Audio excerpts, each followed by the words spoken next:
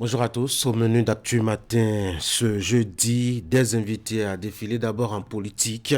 Nous essaierons d'en savoir mieux au sujet des échanges mardi entre Patrice Talon et les responsables de deux partis politiques, Renaissance nationale et Moël Bénin. Nous recevrons par ici Valérie Idossou, secrétaire général du parti RN, qui nous dira ce qu'il faut retenir de leur passage à la Marina cette semaine. Ensuite, en sport, Ghislain Kwasi Radonou est un passionné de football qui va partager avec Ali Moumouni ses impressions au sujet de ces quarts de finale aller plutôt époustouflantes. Hier, le PSG se faisait battre devant son public par le Barça, alors que la veille, le Real Madrid et City se neutralisaient. 3 buts partout au Bernabéu, notre troisième invité. Il sera au téléphone, il va parler de lutte contre les effets des changements climatiques et de ce que font les organisations de la société civile pour des solutions plus appropriées. N'oubliez pas les autres rubriques d'Actu Matin, les jeudi matin, le tour d'horizon de l'actualité sur le net et puis les instants droits avec William Cliquant qui va parler du cadre tracé au Bénin pour les visites aux personnes privées de liberté. L'actualité nous a soumis à un cas récemment, vous vous rappelez certainement, et puis nos débats qui vont porter sur le bilan de l'actuelle mandature de la haute autorité de l'audiovisuel et de la communication et ses élections qui s'annoncent là-bas un peu tumultueuses. Bienvenue à tous.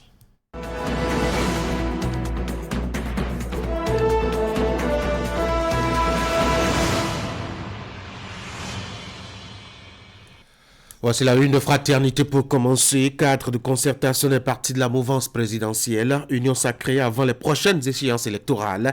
Les grandes manœuvres pour ratisser l'âge en 2026. Retard dans l'organisation des élections dans les institutions universitaires. La FNEB, l'UNSEB et l'UNEB au banc des accusés. Reprise de la desserte au Bénin.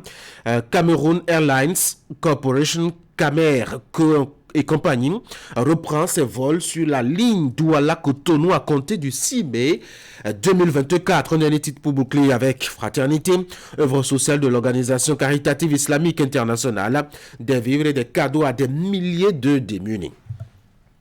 Nous sommes avec le matinal maintenant. Enjeux électoraux 2026, Talon sonne la cohésion de la majorité présidentielle. Échange avec les responsables des partis Moël Bénin et RN. Un cas de concertation des partis de la mouvance est en gestation. Matin libre, Bénin appelle à la libération de Madougou et à Lire les mouvantes tribunes du Tchadien Eric Topona Moknga. Et puis le mouillage du conseil spécial Johannes Dagnon, Talon engage le round des hypercutes. Le matin, lutte contre le terrorisme au Bénin, de nouvelles mesures pour renforcer le dispositif sécuritaire. Le télégramme, limogeage de Johannes Dagnon, Patrice Talon, se sépare de son conseiller spécial et cousin. C'est un point d'interrogation à la fin de ce titre du journal. Info matin, limogeage ou démission de Johannes Dagnon. En tout cas, il faut faire attention, ne tirez pas de conclusions hâtives. Conseil de Info matin ce matin.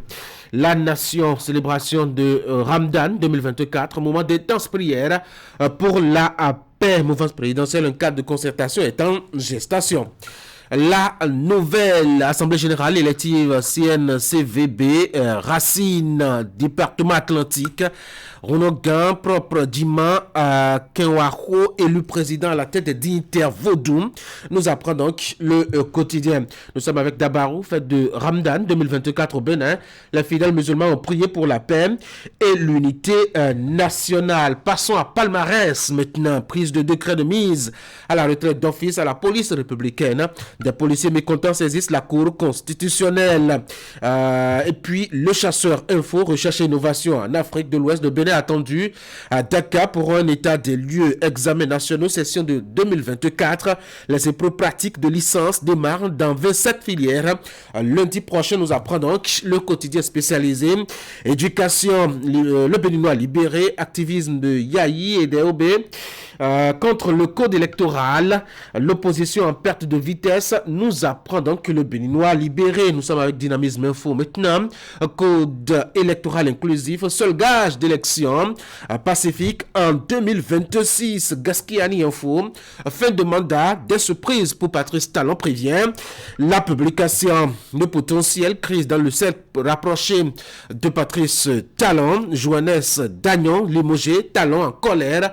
pour 3 raisons. Quelles sont les raisons? Eh bien, achetez le journal et découvrez bien limogeage de Johannes Dagnon. Talon se débarrasse peu à peu de ces hommes de confiance. Voici Décryptage Info, lutte contre la cybercriminalité. Un employé de l'orphelinat La Maison de la Joie de Ouida interpellé par l'OCRC.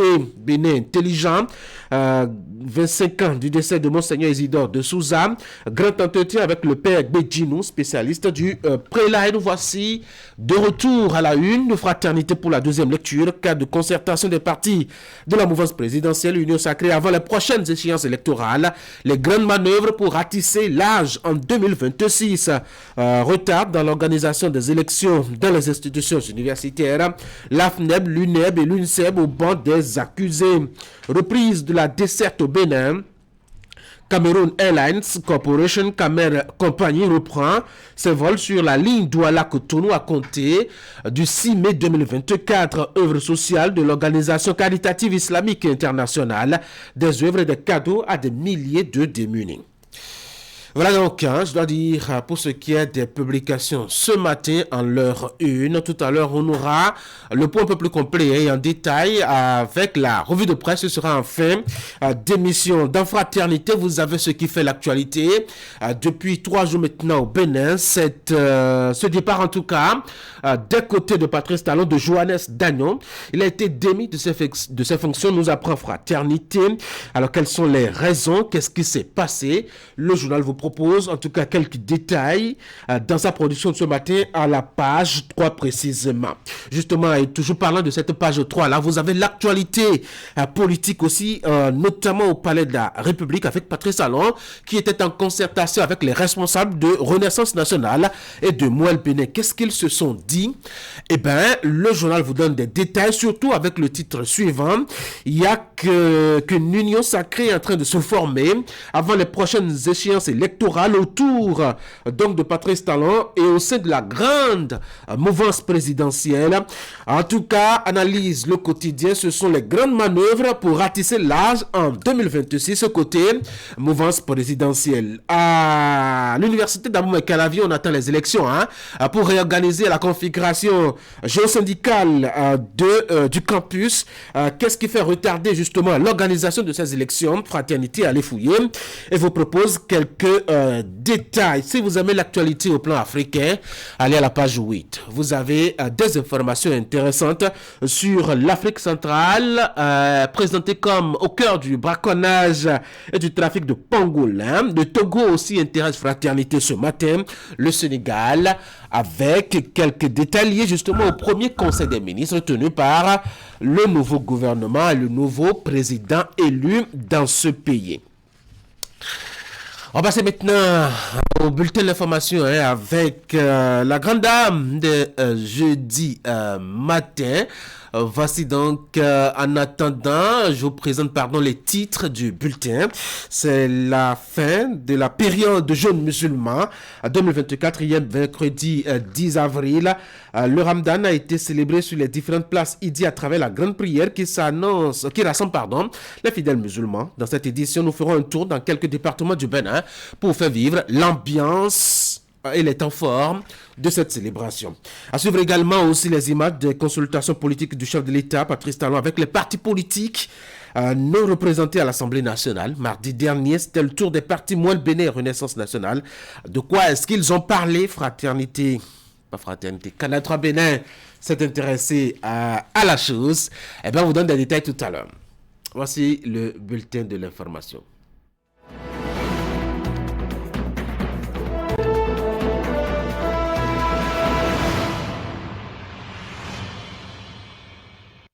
Et je vous la présente maintenant. Ingrid, bonjour. Oui, bonjour Tanguy. Je vous l'annonçais en titre, la communauté musulmane de Bénin a célébré hier la fête de Ramadan. Il s'agit justement de cette fête qui marque la rupture définitive du jeûne musulman. En effet, Tanguy, dans la commune d'Abomey-Calavi, c'est l'école primaire publique FINAFA qui a servi de cadre à la célébration du Ramadan pour les usagers de la mosquée Médina 2 à Gori Plateau et environ. Ensemble avec l'imam Moutawakil, ils ont remercié Allah pour ses bienfaits et surtout imploré sa clémence pour que la paix et le pardon règnent à jamais au sein des fidèles musulmans. Teddy Goudalo pour Le Point. C'est un grand jour pour ces fidèles musulmans qui prennent d'assaut cette place Idi pour l'ultime prière qui marque la rupture de 30 jours de jeûne et surtout de partage. L'arrivée sur place de l'imam Moutawakil donne le top d'un moment de prière et de reconnaissance à Allah pour ses bienfaits.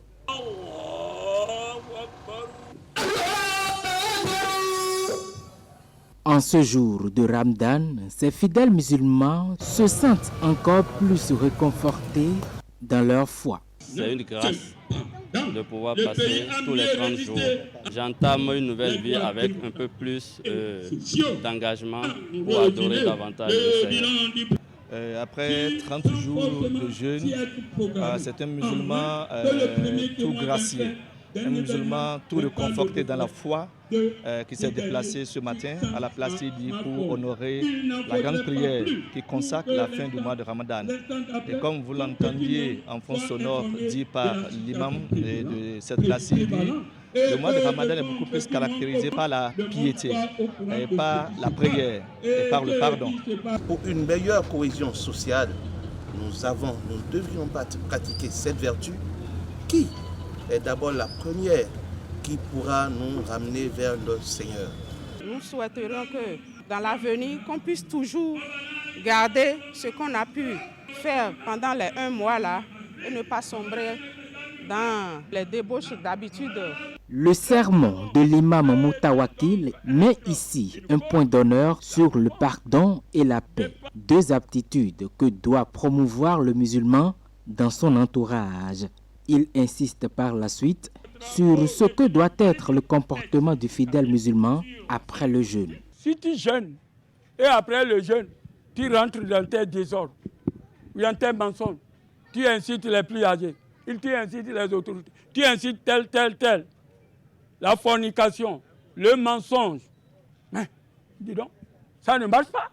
Pour toi, n'est pas monté au ciel. C'est pourquoi le prophète sallallahu alayhi wa sallam dit, celui que le jeûne finit et il se remet directement dans ses mauvaises habitudes, preuve que son jeûne n'a pas été accepté par Dieu. Donc, nous demandons à nos frères musulmans de changer leur comportement. Voilà donc les sages conseils de l'imam Moutawakil de la mosquée à Gori-Plateau 6 dans la commune d'Abomey-Calavi.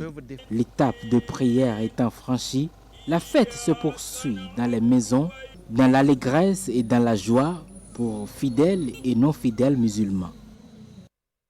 Faisons maintenant un tour à Djougou pour voir comment la communauté musulmane de cette localité a célébré le Ramadan. La fête a mobilisé des centaines de musulmans à la place Idi de Djougou. Pour cette édition, le ministre d'État Abdoulaye Bio Tchane y était pour témoigner sa proximité à la communauté musulmane de cette ville. Abdoulaye, Alassane Arouna et Abdou Sabi Idrissou. Une ambiance inhabituelle à la place officielle Idi de Djougou, 6 au quartier Irikwe Ghana, dans le 3e arrondissement.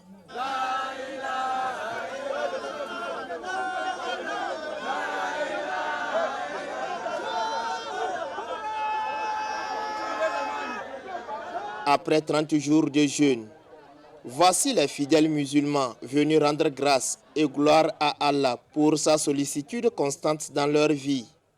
C'est à travers cette prière de l'Aïd el-Fitr, dirigée par El Hadj Razak Samari, imam central de la ville de Djougou.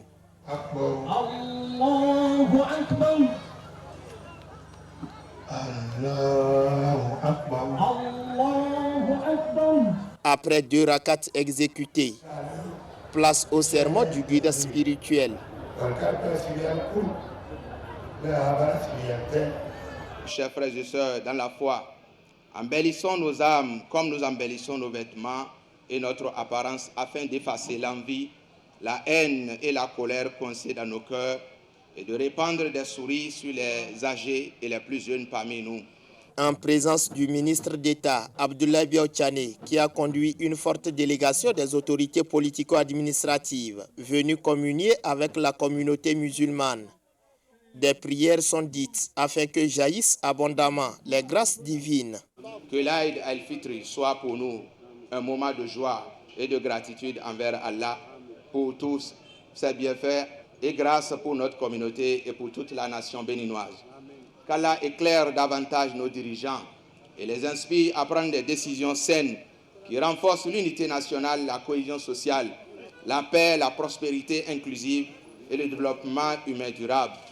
Dans le rang de quelques personnalités et têtes couronnées ayant pris part à cette prière spéciale, c'est le sentiment de satisfaction. Nos impressions sont donc les plus bonnes et nous saluons tout le monde. Nous exprimons notre joie, surtout de venir fêter avec notre population, venir fêter avec nos parents. Vous avez constaté que nous avons été présents à la tête de la délégation. Nous avons notre papa, le ministre d'État, son Excellence Ablaye Biotchane. Ça a été vraiment une joie immense pour la commune de Djougou et cette joie, nous l'exprimons aussi. Nous remercions Dieu parce qu'il nous a donné la santé, la longévité et nous avons fini les carèmes là et aujourd'hui nous sommes venus à la place Idi pour la prière. La fête de l'Aïd el-Fitr, au-delà de son caractère spirituel, est un moment de convivialité, de partage et de renforcement des liens de fraternité.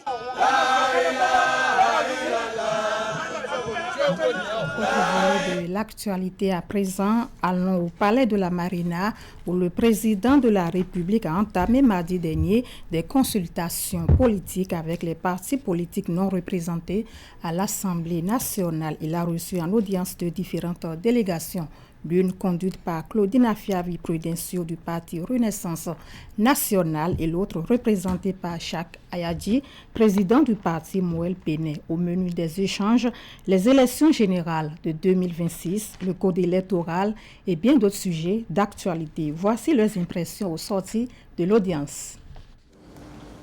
Comment ça va?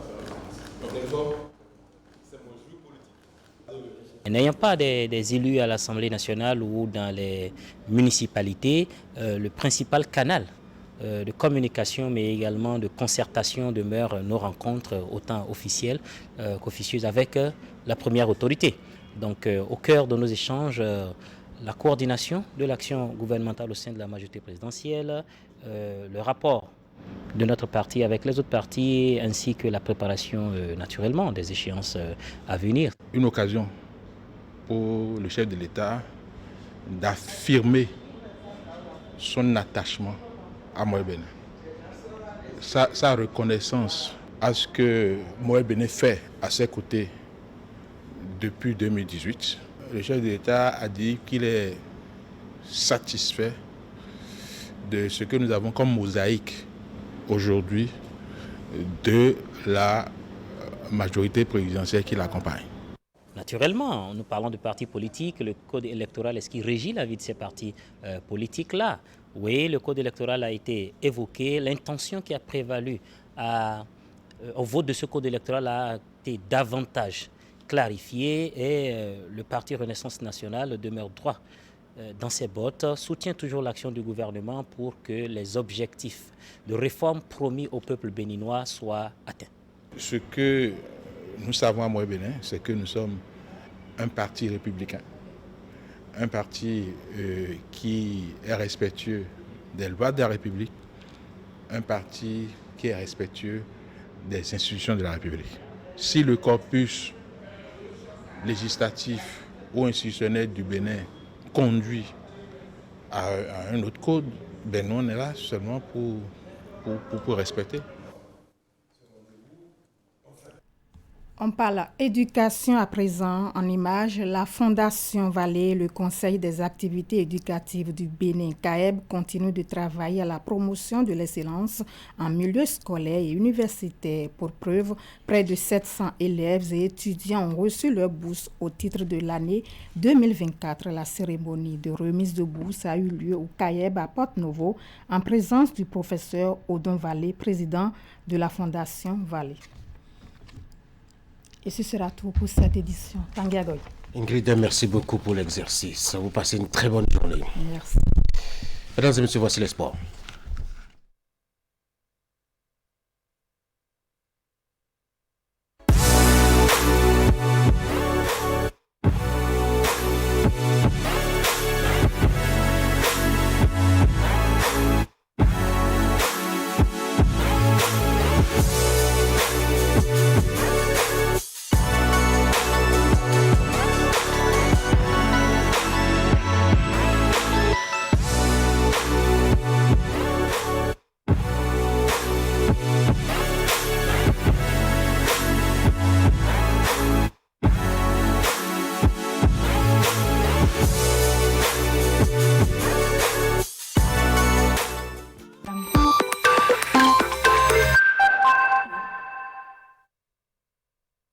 Voici pour donc l'actualité des sports. Ce sera sans transition. Alimouni, bonjour. Bonjour. Nous sommes ce matin, jeudi, et comme jeudi, on a toujours un invité sur Sport Matin. Ce matin, vous avez fait appel à Dr Ghislain Kwesi Radonou. Monsieur Radonou, bonjour. Bonjour. Bienvenue sur Actu Matin. Vous êtes déjà un habitué de ce plateau. Vous êtes là. On va parler football, Ali. Oui, on va parler football avec la Ligue européenne des champions qui a repris depuis mardi dernier les rencontres des quarts de finale aller avec des résultats assez intéressants. On a eu deux affiches très intéressantes lors de ces quarts de finale entre le Real Madrid et Man City, rencontre qui s'est soldée sur le score de 3 buts partout. Mais avant, sur les images que nous proposons ce matin, le PSG était à domicile face au FC Barcelone, un remake de 2014. On s'attendait à voir peut-être une équipe parisienne s'imposer, mais c'était le contraire, la surprise. Bien entendu, le Barcelone qui prend, je dirais, une belle option pour cette manche aller en s'imposant sur le score de 3-2 face à son adversaire.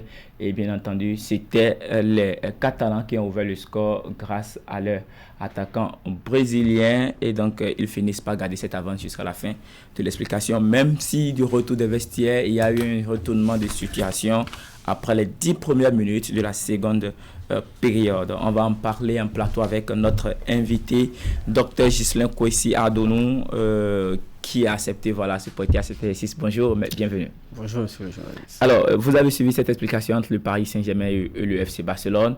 Vous avez vu les différentes phases de cette explication. D'abord, le Barça qui prend l'avance. Ensuite, le Paris qui vient retourner la situation dans les 10 premières minutes de la seconde période. Et enfin, le Barça qui finit avec l'avance qui s'est offerte depuis le début de la rencontre. Alors, comment est-ce que vous analysez cette explication? Oui, hier, nous avions assisté à un match très fermé sur le plan tactique. Les Blaugrana ont la chance de remporter cette manche aller, ce qui met déjà les Parisiens dans une situation difficile pour le match retour. Malgré qu'ils étaient dominés sur le plan de la possession, mais les Parisiens n'ont pas su concrétiser les nettes occasions qu'ils ont eues. Et malheureusement, la star attendue hier n'était pas dans ses beaux jours. Kylian Mbappé, le chouchou français, hier a été neutralisé par les défenseurs barcelonais.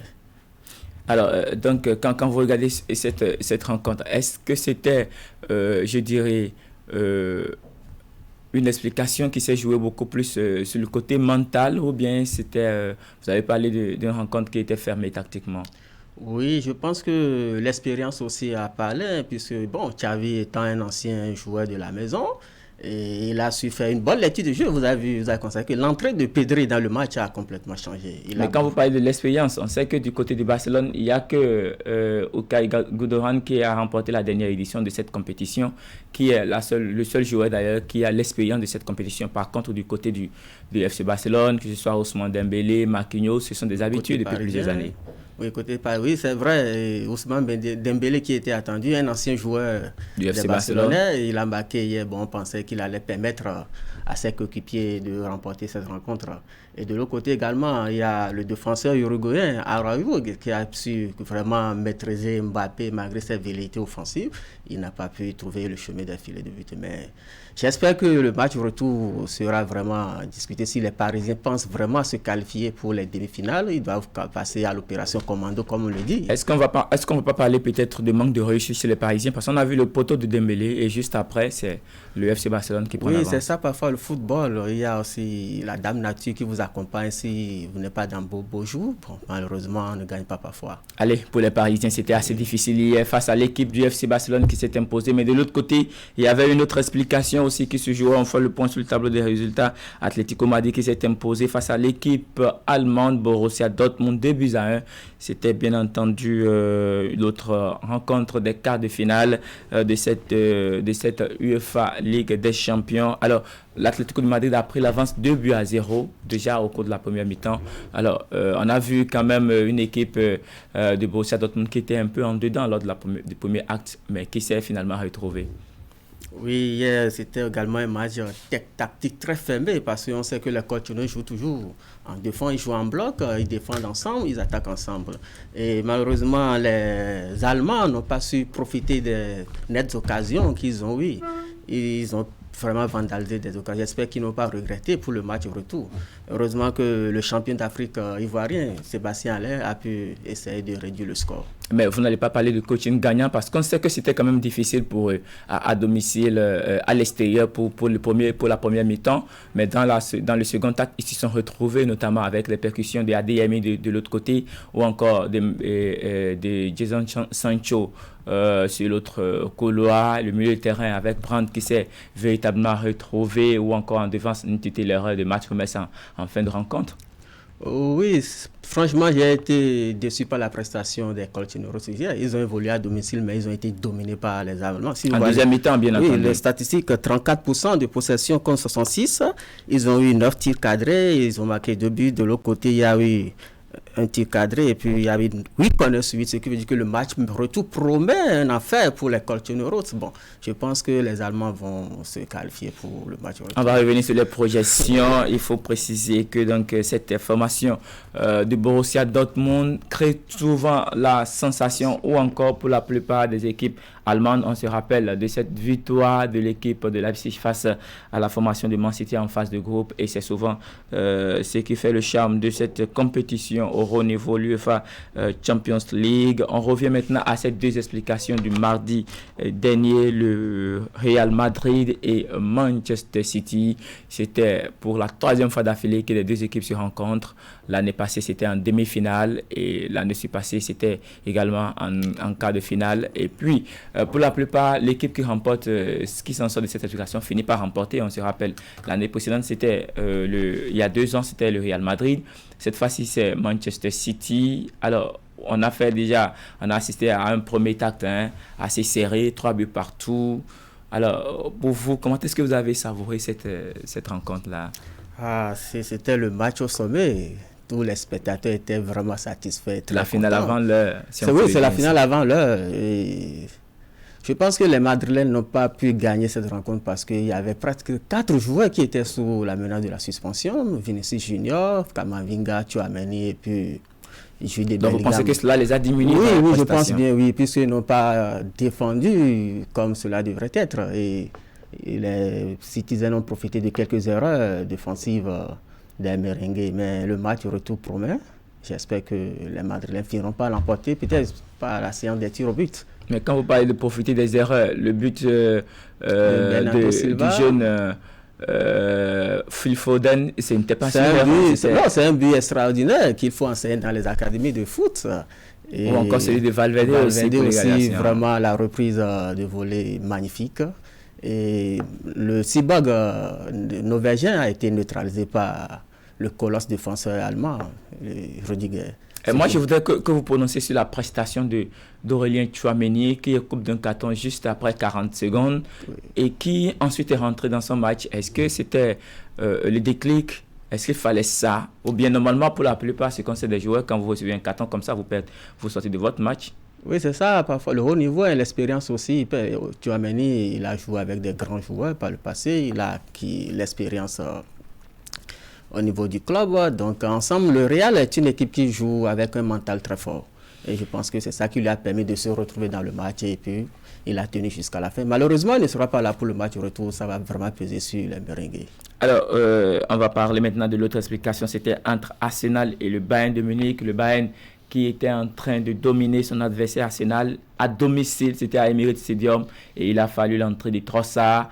6 buts pour ce jeune joueur belge qui, à chaque fois quand il entre en cours de jeu, permet donc à Arsenal de s'offrir quand même un très bon résultat. Avant-hier, c'était lui qui décante la situation avec l'égalisation en toute fin de rencontre. Alors, cette explication, les Gunners qui sont aujourd'hui leaders provisoires au classement général de la Première Ligue, est-ce que vous étiez satisfait de la rencontre livrée, de la prestation de cette formation nationale? Oui, en toute franchise, je salue la performance des Gunners. Ils ont su résister à la mandat offensive des Allemands, conduit par Serge Gnabry et Leroy Sané, Musiala et puis le chouchou anglais, Harry Kane. Et il faut féliciter le travail abattu par Arteta. Il a su mettre les dispositifs en place pour contrer les... Mais Arsenal a évolué à domicile et c'est pourtant l'équipe qui est en tête au classement de la Première Ligue. Les Bavarois étaient favoris. Ils ont remporté au moins 6 trophées de la compétition. Donc, ce qui veut dire que Arsenal n'était pas favori. Mais ce qu'il faut reconnaître aussi et préciser, c'est que ça fait un bout de temps que Arsenal ne s'est pas retrouvé à cette étape de la compétition. Donc, je pense que cela peut expliquer les résultats que nous avons. La rencontre, la suite de ces quarts de finale, ce serait à partir de la semaine prochaine. On aura les manches retour à partir du 16 avril. Borussia Dortmund jouera contre Atlético de Madrid. Le FC Barcelone accueillera son adversaire en Espagne, le Paris Saint-Germain. On aura la rencontre entre le Bayern de Munich et Arsenal. Ce sera Allianz Arena. Et puis Manchester City offrira son hospitalité. Il faut le dire ainsi, ce serait véritable hospitalité que la formation offrira à l'équipe du Real Madrid. On va faire des projections rapidement. Il y a Atlético qui a pris une belle option pour bien entendu, Tanguy. Il y a l'Atlético de Madrid qui a pris une belle option pour cette manche aller, qui aura le Borussia Dortmund qui va se déplacer en Allemagne, le FC Barcelone qui sera à domicile cette fois-ci pour ces 2 premières rencontres déjà. Comment est-ce que vous voyez la suite? Vous pensez que le Borussia Dortmund a la possibilité de retourner la situation à domicile? Oui, je pense que les Allemands ont la chance de se qualifier pour la match retour parce que le PAC sera champion et le public va pousser ses hommes et Atlético part avec les chances minimes. Allez, on parle toujours du mur. Pour ce qui concerne les Barcelonais, les Parisiens... Ça va être difficile de retourner la situation à l'extérieur. Oui. Tout est possible puisqu'on parle de football et puis tout peut arriver à tout moment. Mais retenez tout simplement que pour cette rencontre de Borussia Dortmund entre Borussia Dortmund et Atlético Madrid, le mur jaune sera dressé et ce sera à Signal Iduna Park, bien entendu précisément dans la ville de Dortmund. On va pas finir avec les rencontres Bayern de Munich Arsenal pour la manche retour, 2 buts partout à l'aller. Cette fois-ci, ce sera Allianz Arena en Allemagne. Alors, comment est-ce que vous prévoyez la fin de cette rencontre aussi sera très fermée. Je pense que les Gunners ont la chance de se qualifier. Ce sera une surprise. Et quelle sera la tour des Gunners pour qu'ils puissent s'en sortir face à cette formation bavaroise?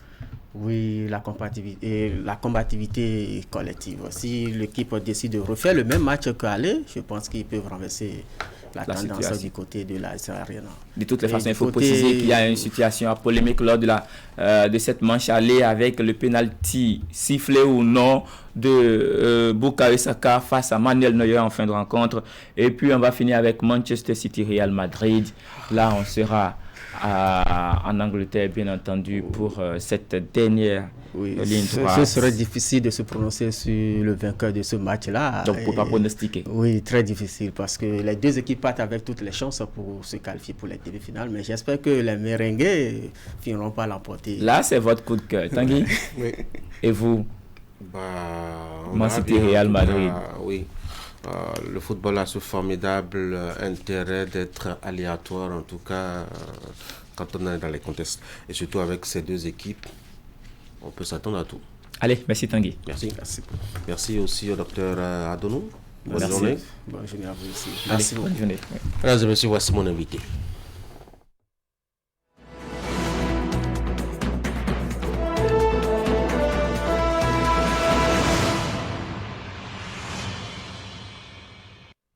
Nous allons parler parler politique ce matin avec notre invité Valérie Idossou, secrétaire générale du parti Renaissance Nationale. Madame Idossou, bonjour, bienvenue sur l'Actu Matin. Bonjour, monsieur Tanguy. Avec vous, nous allons faire le point des échanges entre une délégation de votre parti et le chef de l'État. C'était mardi. Merci d'être là. Pourquoi le chef de l'État vous a-t-il fait appel? Merci, monsieur le journaliste. Je voudrais d'abord vous remercier pour l'opportunité que vous donnez au parti RN de venir sur votre plateau ce matin. Le chef de l'État a reçu une délégation du parti RN parce que il était important pour lui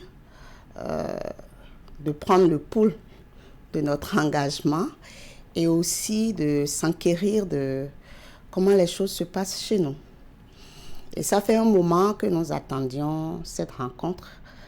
Elle a eu lieu le mardi dernier, à la grande satisfaction de tout le monde. Pourquoi vous l'attendiez? Oui, on l'a souhaité il y a quelques moments, parce que nous sommes dans un groupe de partis politiques qui soutiennent les actions du chef de l'État.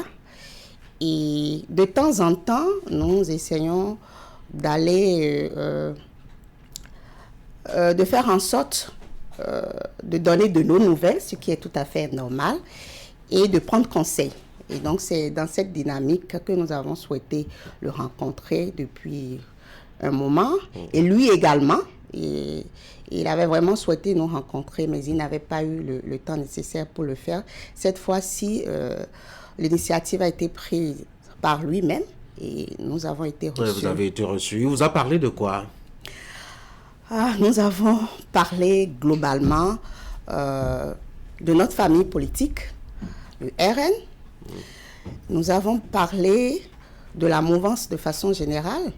Nous avons parlé du code électoral. Nous avons parlé des échéances de 2026. Nous avons également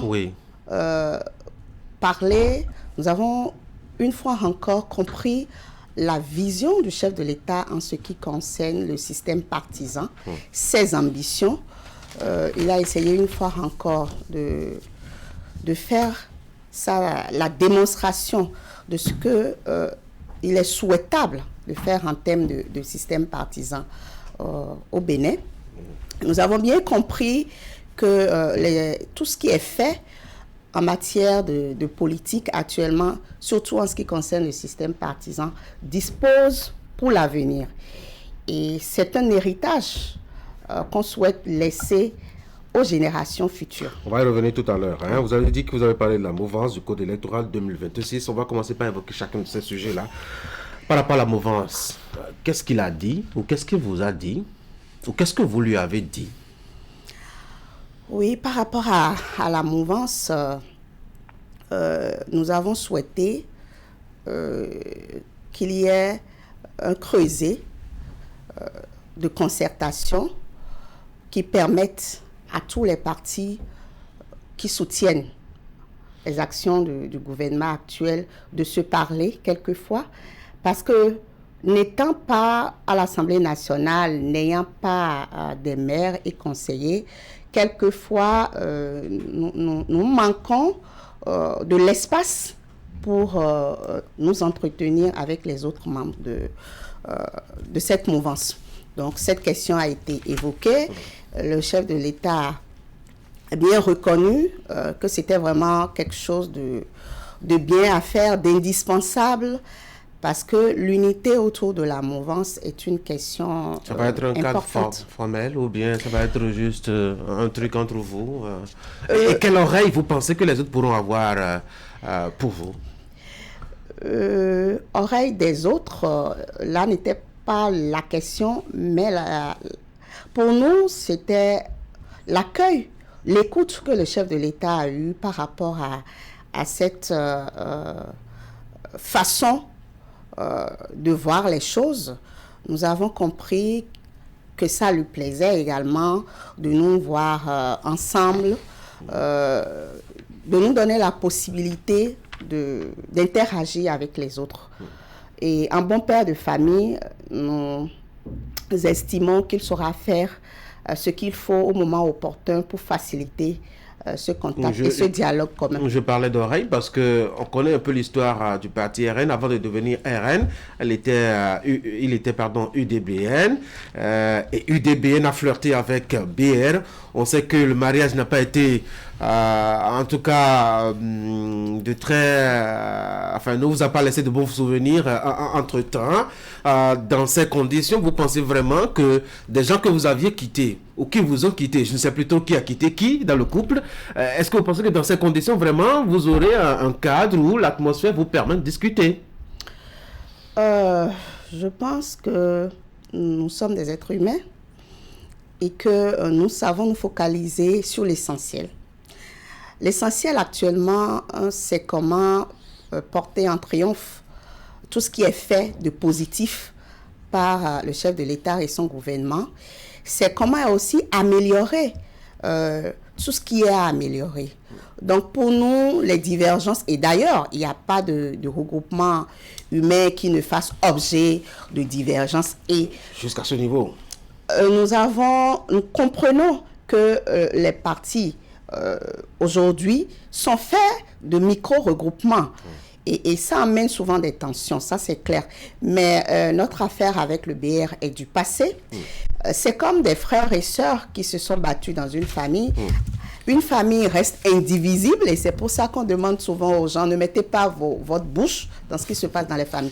C'est pour dire que nous sommes rassemblés autour d'un même leader. RN a continué par manifester son soutien indéfectible aux actions du chef de l'État. Et donc, si nous avons des coéquipiers qui sont dans la même dynamique, nous trouvons l'ingénierie sociale pour nous entendre avec toutes ces personnes afin d'avancer sur les grands chantiers ouverts par le gouvernement. Parlons du second sujet, le code électoral. Avant la révision justement de ce code électoral, vous aviez fait des propositions pour montrer qu'on n'avait pas besoin de faire autant de bruit, de tintamarre et de polémiques pour se conformer aux prescriptions du code, de la Cour constitutionnelle. À la fin, le code a été entièrement révisé. Comment vous avez vécu ça au niveau de RN? On ne vous a même pas écouté, hein? En fait, nous n'avons pas opiné sur le code, vraiment sur le code, mais quand nous avons eu dire qu'il y aurait révision de la Constitution et faisant souvent les opinions que nous entendons auprès des populations, nous avons eu une position assez tranchée sur cette question. Nous avons dit, ce n'est pas de ça qu'on a besoin. Et nous étions d'ailleurs pour une révision du code électoral. Comme cela s'est fait là? Nous étions pour une révision du code électoral au lieu d'une révision de la Constitution. Ça, c'était la posture de notre parti. Et quand le code a été voté avec des dispositions qui paraissaient pour nous des dispositions assez complexes pour notre niveau actuel, nous nous sommes interrogés, mais nous avons surtout évité d'aller vite en besoin. Nous avons dit, à un moment donné, on verra clair. Est-ce qu'on n'avait pas l'impression que tel que révisé, le code-là visait principalement vous, RN, je dis vous, pas vous seulement au niveau de ce parti, vous, Mouel Bénin, vous, peut-être MPL, vous, autres partis politiques qui ne sont pas présents ni à l'Assemblée nationale, ni au niveau du pouvoir, la base, la décentralisation. Oui, à premier entendement, on pourrait faire l'hypothèse que ce code viserait les partis qui n'ont pas encore démontré de façon suffisante leur grande capacité à mobiliser du suffrage. Mobiliser, encore que sur ce terrain, il y a un autre débat qui peut se mener. Nous avons compris, en tout cas, après la discussion avec le chef de l'État, que ce code ne vise qu'à disposer d'un meilleur système politique au Bénin pour l'avenir. Et que, contrairement à ce qui peut être interprété à première vue, il y a des possibilités. Il y a l'accord de gouvernance pour les partis politiques qui veulent. Vous avez songé déjà à des partis avec qui vous avez fait des accords de gouvernance? Non, nous n'en sommes pas encore là, mais c'est juste que soit nous allons toujours seuls aux élections parce que nous souhaitons aller aux élections de 2026, nous l'avons signifié au chef de l'État qui, malgré cette vision de mettre tous ceux qui sont autour de lui ensemble, reconnaît que s'il y a des partis politiques qui réclament leur liberté et qui pensent que de façon libre, ils peuvent continuer à contribuer à la valorisation des acquis de son gouvernement, il prend acte. Seulement, ça reste une option pour nous. L'option d'aller aux élections de façon indépendante, soit de faire un accord de gouvernance, mais en l'état ce serait suicidaire quand on a vu votre parcours, d'aller de façon indépendante à cette élection. Est-ce que quelque part on n'a pas un sentiment d'exclusion en douce qui se profile à l'horizon quand on a vu vos capacités par le passé? C'est vous qui le dites. En fait, vous avez pu constater que nous avons muté de UDBN à RN. Qu'est-ce qui a changé dans le fond? Il y a que notre manière de voir les questions de mobilisation ont changé. Il y a que nous nous sommes séparés de certaines personnes parce que nous nous sommes rendus compte que ces personnes nous tiraient vers le bas. Nous tiraient vers le bas, qu'on nous mentait suffisamment et qu'il fallait changer de stratégie. Et nous avons établi de nouveaux résultats à atteindre à l'horizon 2026 et nous sommes en train de travailler à ça. Nous avons mis comme objectif que c'est vrai, la compétition est rude, il fallait 10% sur tout le territoire national pour prétendre. Et donc, nous nous sommes fixés la barre d'y aller avec nos nouvelles stratégies. 10% déjà, vous n'avez pas pu. Maintenant, en plus de 10%, il faut mobiliser 20% sur chacune des 24 circonscriptions électorales. Vous pensez que vous pourrez y aller? En fait, je vous parle des options que nous avons. Allez-y donc. On était à une étape où il nous fallait 10%. Et nous avons dit, pour y arriver, on change de stratégie. Et nous avons changé de stratégie et nous sommes en train de mettre en œuvre les nouvelles stratégies que nous pensons nous aider à pouvoir avoir ces 10%. Nous en étions là quand le code électoral est venu ajouter 20%. Est venu avec les nouvelles dispositions qui, à première vue, compliquent nos... C'est à première vue ou c'est pas la réalité vraiment? Je préfère dire à première vue puisque nous pouvons maintenant faire des options. D'accord. Et pour nous, les objectifs n'ont pas fondamentalement changé si nous voulons expérimenter différentes options. Donc en fait, c'est vrai que nous avons été éprouvés. Et notre épreuve, la performance que nous avons eue la dernière fois, ne démontre pas simplement notre capacité. Il y a plein d'analyses derrière. Seulement nous prenons acte, nous ne pouvons pas changer l'opinion des gens comme des journalistes. Les chiffres sont difficiles. Oui, les chiffres sont difficiles à débattre, mais les réalités, comment dirais-je, sociales autour des chiffres peuvent également beaucoup nous en dire. Je veux simplement dire que RN garde l'espoir d'aller aux élections en 2026, quelle que soit l'option qu'on aurait choisie. Je veux rassurer que RN continue de multiplier ses stratégies de mobilisation, que RN apporte son soutien indéfectible au chef de l'État, à son gouvernement et à toutes les actions, les bonnes actions qui se font. Je veux également rassurer que RN est parmi les partis qui arrivent à dire ça, on peut faire autrement. Et nous allons toujours garder cette posture de relativité jusqu'en dans 2026, un grand ensemble, quel que soit... J'ai une dernière curiosité, ça ne concerne pas ce qui s'est fait et qui s'est dit mardi au palais de la présidence, c'est dans un autre contexte.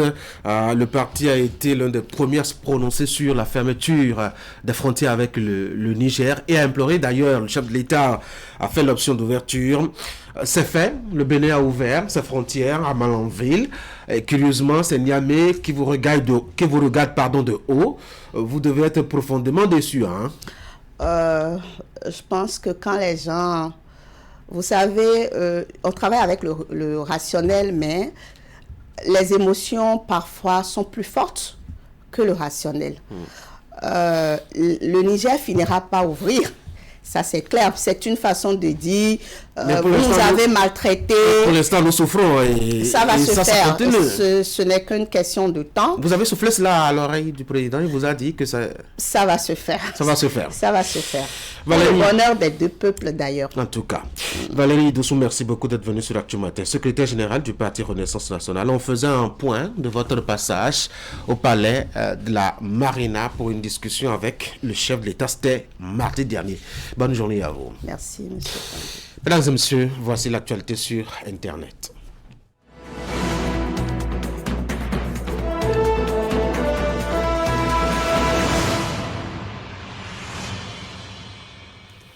Allez, on plante nos souris et on va cliquer maintenant sur les pages sur Internet. Florence Boussa, bonjour. Bonjour Tanguy, bonjour chers amis. Que s'est-il passé ces 7 derniers jours sur Internet?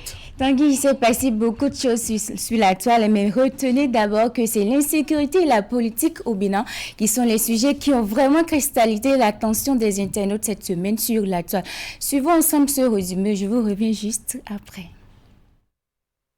Toute première information retenue sur la toile pour vous cette semaine, un étudiant en fin de formation à l'Institut national de l'eau, INE, a perdu la vie au Centre national hospitalier et universitaire Hubert Kutukumaga de Cotonou. Le jeune homme a reçu des balles lors d'un braquage dans la nuit du vendredi 29 mars devant sa maison au quartier Bidosessi, dans la commune d'Abomey-Calavi. Les malfrats, après avoir tiré sur lui, ont emporté sa moto. Gravement blessé et opéré d'une hémorragie interne et transféré en réanimation, le jeune homme n'a pas survécu. Cette actualité n'a pas laissé les internautes indifférents sur la toile. Pour certains Facebookers, la faute incombe au gouvernement. Mais pour d'autres, par contre, la responsabilité est partagée. Nous avons sélectionné quelques-unes de ces réactions. Pendant que ça tire et ça tue à Abomey-Calavi, la police, elle, est occupée à contrôler les pneus, les rétroviseurs et casques.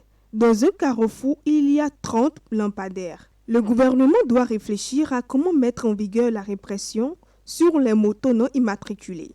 Nous sommes face à un phénomène qui nous interpelle tous. Je pense qu'il y a un concept de coproduction de la sécurité qui a été prôné dans ce pays. N'attendons pas à ce que la police fasse tout le boulot. Dénonçons les foyers de divorcés sociaux. Nous, étudiants qui résidons aux alentours de l'UAC, ne sommes plus en sécurité. Nous souhaiterions que, tel que la police républicaine Interpol, a su vite déployer ses policiers sur l'ensemble du territoire national pour la sécurité routière, qu'il en soit le même pour notre sécurité dans les villes. Ceci n'est pas le premier braquage à Zobadje ou Bidosessi, ces derniers moments. L'autre actualité qui n'est pas passée inaperçue sur la toile cette semaine, c'est Patrice Talon qui a remercié l'un de ses proches collaborateurs. Le patron du bureau d'analyse et d'investigation BAI, Johannes Dayon, a quitté ses fonctions de conseiller spécial du président de la République. Pour l'heure, aucun détail sur les motifs réels de son limogeage. Des indiscrétions font état d'une suscitation de candidature à la présidentielle de 2026. Dayon était souvent considéré comme le numéro 2 de la présidence de la République depuis 2016. Un limogeage à surprise qui suscite une vague d'interrogations sur le départ de cet homme. L'heure n'est pas la distraction avec le président Patrice Talon. 2026 est encore très loin. Pour le moment, c'est le travail qui compte, estime un citoyen sur Facebook. C'est simplement une manigance politique pour endormir encore et encore nos esprits pour les échéances électorales qui viennent à grands pas, peut-on lire ailleurs. C'est un non-lieu. On n'était pas informé de sa nomination, en quoi son limogeage nous intéressera. Il était donc celui qui conseille le boss depuis des années, alors là, nous attendons la suite et les conseils de maintenant. Voilà qui est bien résumé, Tanguy, l'actualité sur la toile cette semaine.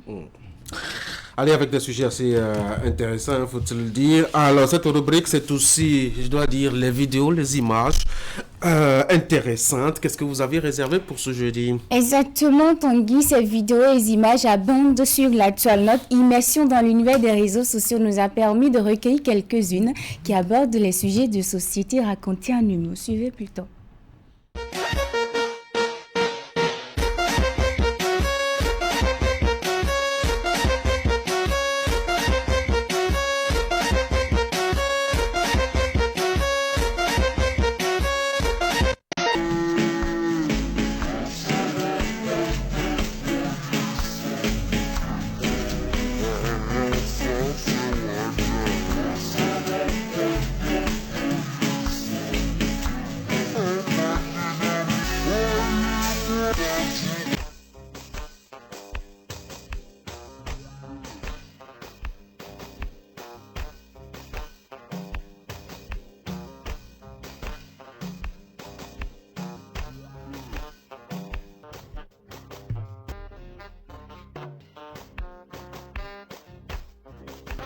Ramadan là, faites bouillir la viande d'abord avant de griller. C'est vrai, on est coco, mais on n'est pas lion.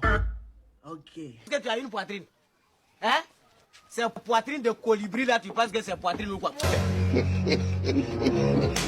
Hein?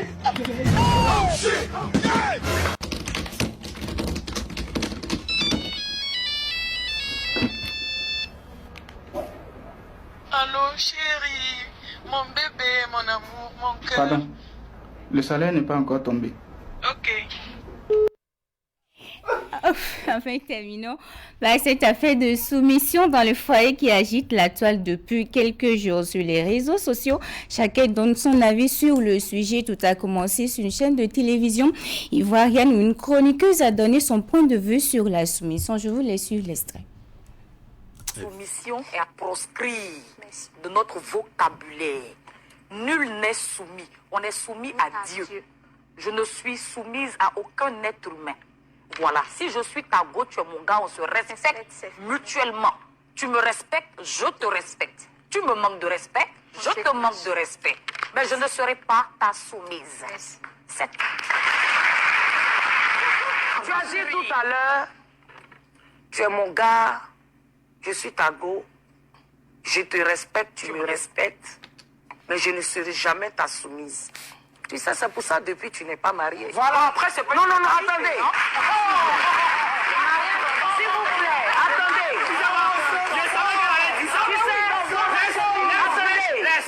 Un homme peut t'apprécier. Laisse, ma soeur. Même ici où on travaille. On ne sait pas. Mais avec ce que tu viens de dire, déjà ça, c'est effrayant. Aujourd'hui, on a des femmes qui tiennent tête à leur mari, à leur chéri, mais de façon vulgaire. C'est de la vulgarité. Une femme qui ne respecte pas son homme est une femme vulgaire, qui n'a pas d'éducation, qui manque d'éducation. Parce que quand tu as été éduqué, tu sais que tu dois parler avec ton mari avec diligence et respect. Non!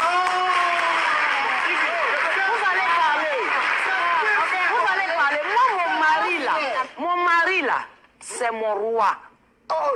Comme mon mari là, c'est mon papa. C'est mon tout. C'est mon amour. Et je prends plaisir à me soumettre. Il ne m'impose rien. Volontaire. C'est moi-même. On se soumet à l'homme qui nous respecte. On se soumet à l'homme qui nous fait sentir femme. Qui fait qu'on est épanoui, on est heureuse. On se soumet de façon volontaire et naturelle. Ah, mais volontaire. Mais, non, quand c'est comme ça, tu ne dis pas, tu me respectes, je te respecte. Ce n'est pas un bras de fer. Nous ne sommes pas égales aux hommes. Moi, mon mari n'est pas mon égal. Mon mari ne sera jamais mon égal. Je suis sa femme. On a retiré dans sa porte pour me faire. Donc, je suis en bas, mon mari en haut. Il n'y a pas deux capitaines dans un bateau. Et voilà, c'était ça. Les internautes en ont fait leur show gras. Ils continuent d'ailleurs d'en faire avec des commentaires qui enflamment la toile. Pour les uns, l'homme n'est pas égal à la femme et vice-versa. Et d'autres en pensent carrément le contraire. En tout cas, nous ne pourrons pas tout vous raconter par ici. Restez connectés pour ne rien rater. Tanguy, ce sera tout pour Actu sur le net de cette semaine. Florence Bossa, quelle est votre opinion? Enfin, je m'abstiens de donner mon opinion. Sinon, dans l'affaire de foyer, il n'y a pas fait de soumission. Il n'y a que le respect mutuel qui compte pour moi. Bravo. Bonne journée. Merci. Mesdames et messieurs, voici Instant Noir.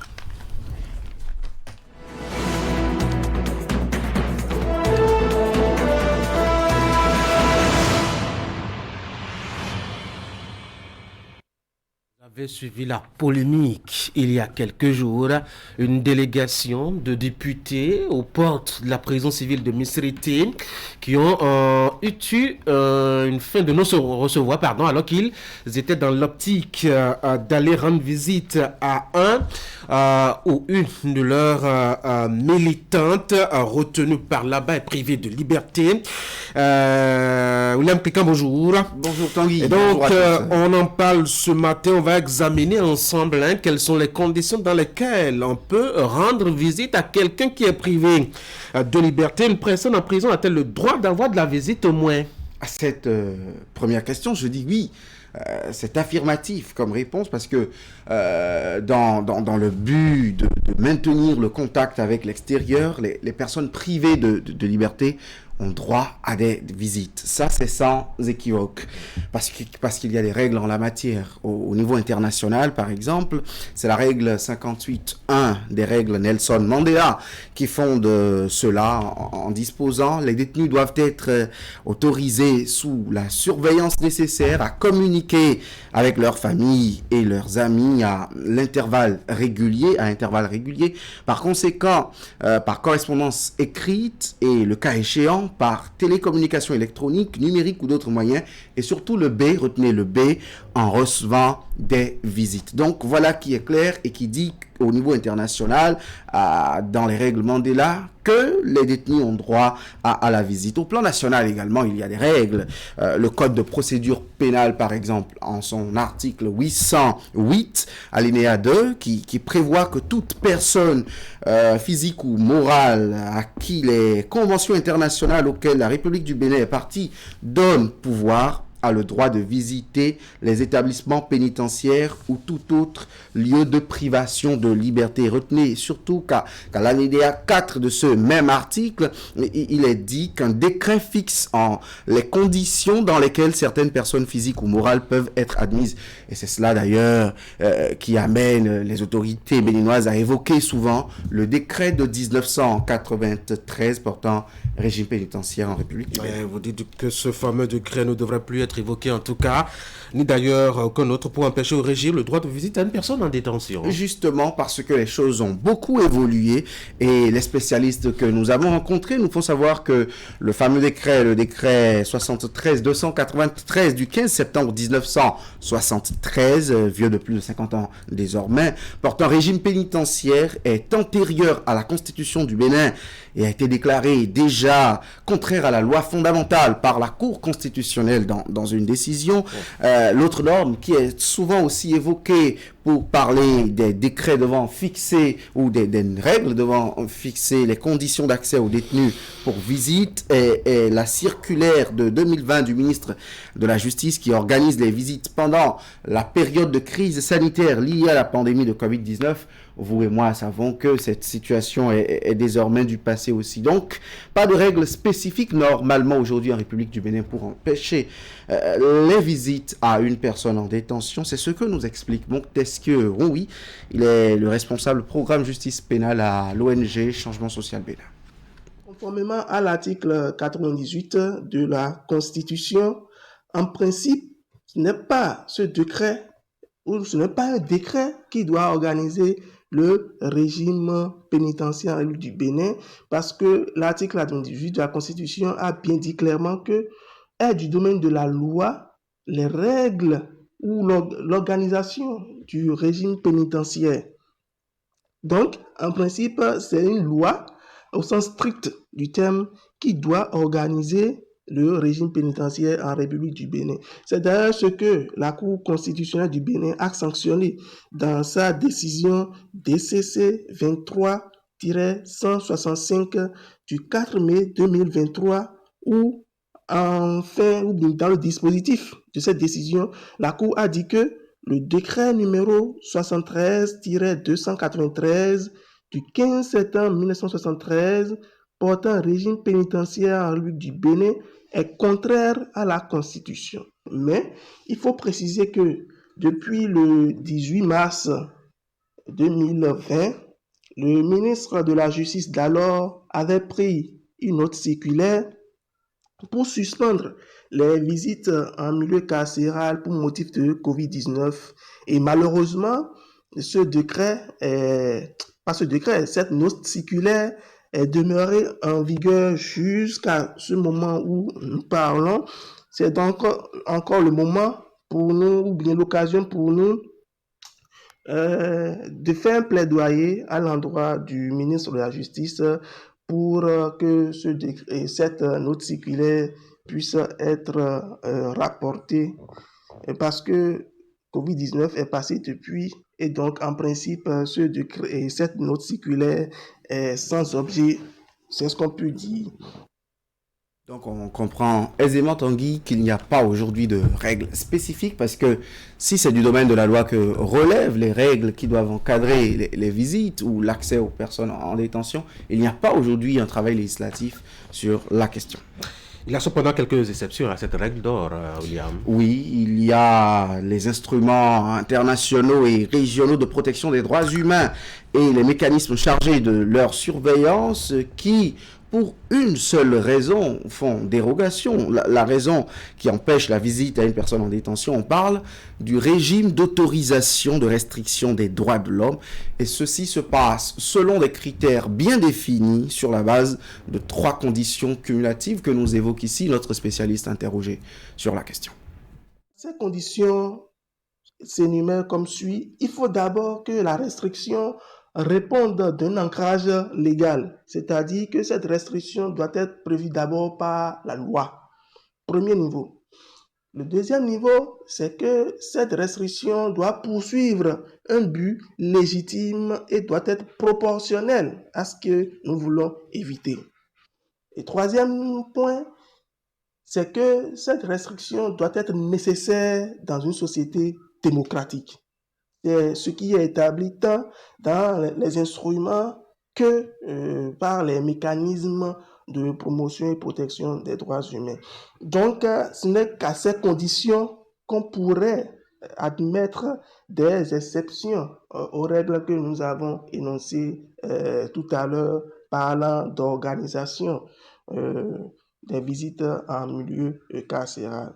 Un détenu ne devrait pas pouvoir subir une interdiction ou une restriction de visite, à moins que les conditions d'autorisation des restrictions que j'ai énumérées tout à l'heure. Si ces conditions alors sont réunies, on pourra parler d'une autorisation de restriction du droit en cause. Maintenant, s'il arrivait qu'une personne privée de liberté se trouve dans une situation où alors on lui refuse la visite pendant que il ou elle remplit toutes les conditions, alors cette personne privée de liberté a un droit d'entreprendre les voies de recours requises en la matière pour pouvoir quand même se faire restaurer dans son droit. Montesquieu Roui, responsable programme justice pénale à l'organisation non gouvernementale Changement Social Bénin, qui nous a tout dit sur l'accès à la visite à une personne en détention. William Clécan, merci beaucoup pour ces petits détails. Mesdames et messieurs, c'est la fin de la deuxième partie d'Actu Matin. Je vous rappelle, vous avez eu droit à la une des journaux, le bulletin d'information, le bulletin de l'actualité des sports, l'invité politique, le rendez-vous sur Internet et la polémique autour de la soumission. Et puis enfin, vous avez eu droit à vos instants droits. Maintenant, ça fait beaucoup de choses, on va souffler. Vous nous avez fait confiance, nous aussi. Vous nous avez adoptés, nous aussi. Merci d'avoir choisi Air Froid. Ainsi, nous avons amélioré pour vous la qualité de nos climatiseurs. Nous avons développé une marque 100% écologique conçue spécialement pour notre climat tropical avec une basse consommation d'énergie électrique. Vous êtes en zone de baisse de tension? Adoptez le climatiseur air froid inverteur, spécialement conçu et amélioré pour supporter de fortes baisses de tension. Visitez notre showroom à Cotonou, à 100 mètres de l'église Saint-Jean. Air froid, des climatiseurs à basse consommation d'énergie électrique. Contacte 61 17 63 77. Site web airfroidbenin.com.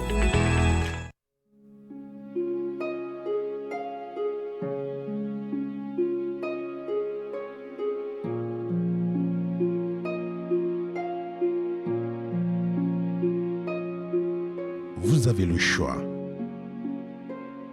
On a tous toujours le choix.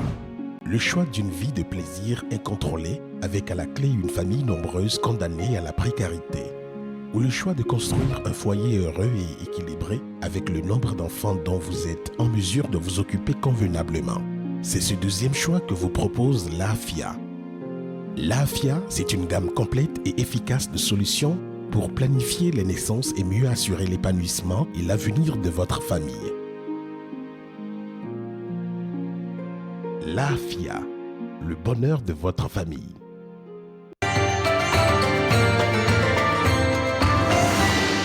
Chez Agospat, vous avez tout ce qu'il vous faut pour ce mois sacré. Préparez-vous à célébrer le Ramadan comme jamais auparavant en optant pour nos gammes de produits en sélection. Cuisinières et micro-ondes, congélateurs et des robots cuisine et bien d'autres. Produits sous garantie allant jusqu'à 12 mois. Service après-vente et livraison assurée. Rendez-vous dans l'un de nos showrooms de proximité à Porto-Novo, Avakba ou Parakou, Tromsø. Infoline 55 53 40 40. Appel et WhatsApp. Coucou mes Warriors, alors je m'apprête à déballer ma nouvelle machine à laver achetée chez Mikem Technologies. On y va. Il s'agit du lave-linge Samsung, l'original 10 kg. Bon, à l'achat, le vendeur m'a dit que je n'aurais pas besoin d'un plombier pour l'installer. Et voilà. Alors, suivez la démo. Je raccorde le tuyau d'alimentation d'eau au robinet. Bon, là, j'ai deux options, le lavage à chaud ou le lavage à froid. Alors, à froid, cold. Il faut bien visser le second bout au robinet. Voilà.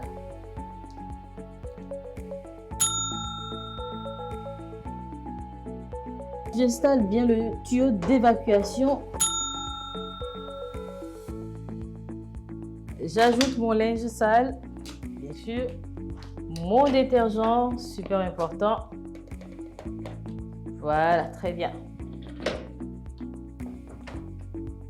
Et hop, c'est parti. Et voilà, faites comme moi, facilitez-vous la vie. Procurez-vous donc dès maintenant votre lave-linge dans l'une des boutiques Néo et Allo à partir de 279 900 francs CFA.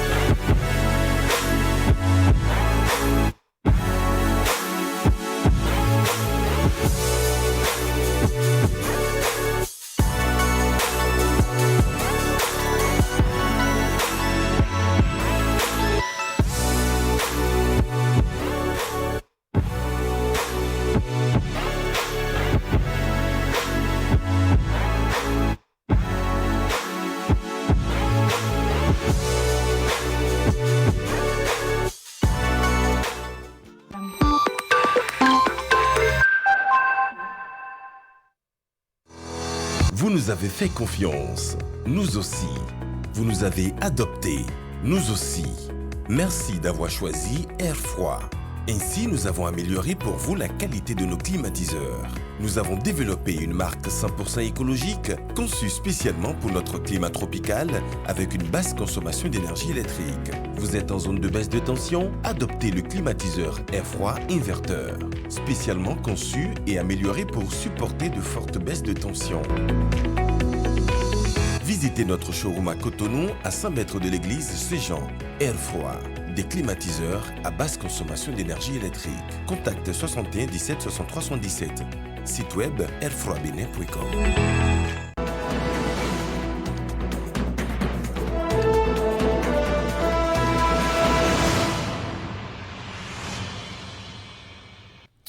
Nous allons discuter maintenant. Et notre sujet ce matin tourne autour de la HAC, la Haute Autorité de l'Audiovisuel et de la Communication. Nous avons deux axes autour desquels nous allons faire nos discussions. D'abord, les réformes apportées à cette institution devant veiller à la bonne santé des médias au Bénin. Et puis après cette campagne qui a été lancée pour le renouvellement de l'équipe actuelle, on fera donc les échanges. William, bonjour déjà. Bonjour. Franck, bonjour. Bonjour. Eric, bonjour. Parmi les structures atteintes par, je dois dire, la panoplie de réformes engagées depuis 2016, il y a la HAC, avec ce nouveau principe de mandat renouvelable et tout ce qui va avec. Alors, qu'est-ce qu'on retient, Franck, des réformes qui ont touché la HAC? En termes de réforme, moi je pense que par rapport à la HAC qui est en train de finir son mandat, nous avons eu une HAC moins offensive à régler les problèmes des professionnels des médias. Je sais que sous cette HAC-là, il y a eu beaucoup de difficultés avec certains médias. C'est sous cette HAC-là, effectivement, qu'on a eu la fermeture d'un média dans notre pays. On fera le point. Parlons des réformes. Non, il y a beaucoup de choses qui ont changé dans, je dois dire, le fonctionnement même de la HAC. Et cela a été déjà annoncé par le candidat Patrice Talon en 2016. Oui, et il en reste encore. Si beaucoup de choses doivent changer, c'est que ça a impacté les professionnels des médias. Justement, dans la manière de fonctionner, je pense que on peut déjà saluer ces réformes-là qui ont été engagées, mais il était attendu des réformes, notamment celles souhaitées par le chef de l'État, qu'il avait annoncé. Il a tendu une perche à la HAC, qui jusque-là n'a pas su nous sortir, disons, un papier pour engager ces réformes-là souhaitées par le chef de l'État, parce que justement, on lui a reproché de ne pas, en tout cas, jeter un œil bienveillant à l'endroit de la presse depuis qu'il est là, et il a souhaité que cela se fasse. Mais là, on a traîné les pieds jusqu'à ce qu'aujourd'hui, on en est toujours là. C'est pourquoi je dis, si on doit parler de réforme, la HAC, c'est pour défendre les intérêts des professionnels des médias, pour réguler un peu l'intérêt des médias. Oui, lorsque vous régulez bien, c'est que autant vous faites respecter les lois, autant vous garantissez les intérêts. Tout ce que moi je retiens de la HAC depuis que j'ai commencé à en entendre parler, c'est ce qui devrait être. C'est condamnation, audience publique, condamnation, fermeture. Eric, on a eu des réformes. Quelles sont les réformes qui vous ont vraiment intéressé? Quelles sont les réformes qui ne vous ont pas plu dans ce qu'on a apporté au fonctionnement de la HAC? Vous savez, cette image que vous avez relevée tout à l'heure, c'est ce que nous continuons justement par garder de cette institution. Et malgré les réformes opérées, n'est-ce pas, on n'arrive pas à se faire notre idée, notre image de la HAC, en tout cas pour nous professionnels. On a toujours le sentiment d'avoir en face de nous un adversaire plutôt qu'un ami, plutôt qu'un partenaire, voyez-vous. Ce qui fait que malgré les efforts de réforme, d'action sur la représentation, sur le choix des conseillers et puis tout ça, on a toujours un regard mitigé, n'est-ce pas, sur cette institution. Et d'abord, très peu de professionnels des médias parlent justement en termes bien de cette institution. Je ne parle pas forcément de cette mandature qui est là aujourd'hui, mais de l'institution elle-même. Et donc, il faut encore aller revoir au niveau des tests, justement, pour que cette institution véritablement puisse être du côté des journalistes, du côté des médias, dans la promotion, dans le soutien, dans l'accompagnement, n'est-ce pas, plutôt que des décisions de suspension que nous observons et de fermeture que nous observons. Je pense aussi que pour cette 7e mandature, pour ce que moi j'ai observé, il y a comment on dit, des activités traditionnelles qui relèvent de cette institution qui sont menées. Nous avons ce que je dirais l'élargissement de notre environnement audiovisuel avec les nouvelles conventions signées à de nouvelles chaînes que nous connaissons aujourd'hui, notamment du côté de la radio. S'il y a aussi un chantier sur lequel j'ai beaucoup vu les conseillers à la HAC avec le président, c'est la réglementation au niveau des médias en ligne.